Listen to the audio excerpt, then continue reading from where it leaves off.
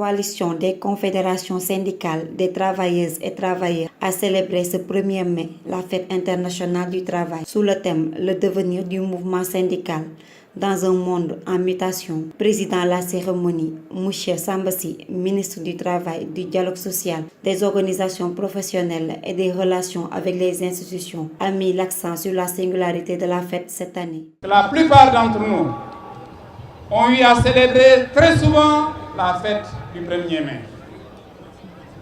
Mais la fête du 1er mai, Q 2019, est à bien des égards une fête singulière.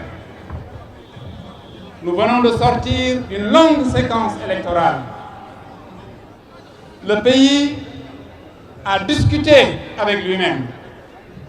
Notre peuple a tranché de manière souveraine. Il a décidé de qui devrait, pour les 5 années à venir, être aux commandes de notre nation pour conduire les affaires de la cité. Majoritairement, le président Macky Sall a bénéficié de nouveau de la confiance de ses compatriotes. Et parmi ceux-là, assurément, il a bénéficié de la confiance des travailleuses et des travailleurs de son pays. Au cours d'un rassemblement organisé à la place de la Nation ex-Obélix, les différents mouvements syndicaux ont ainsi listé une série de revendications. Le collectif des jeunes voudrait que les autorités étatiques, par ma voix, Monsieur le ministre du Travail,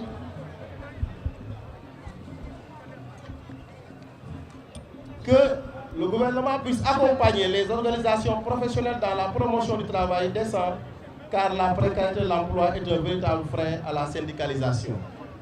De veiller sur les principaux domaines de revendication classiques des jeunes, emploi, éducation, formation et la jonction entre les deux.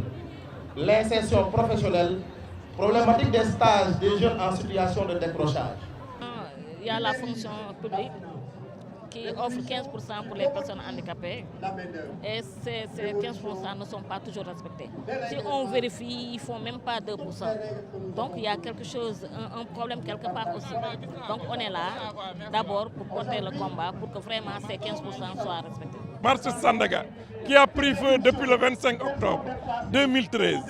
Cela fait aujourd'hui 6 ans et poussière, soit 1992 jours où 944 chefs d'entreprise, acteurs économiques, ont perdu tout ce qu'ils avaient réalisé en 50 ans de présence.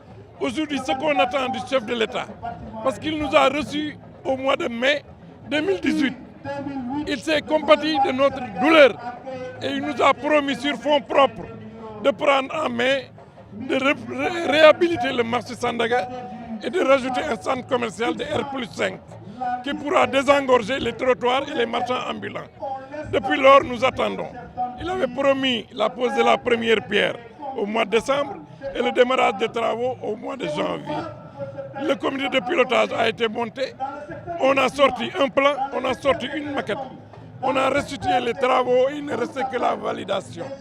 Aujourd'hui, tout ce que nous voulons, c'est que le président respecte ses engagements. La fête du travail est toujours une occasion pour les travailleurs de soumettre leurs doléances aux autorités, notamment au président de la République, pour améliorer leurs conditions d'existence et de travail.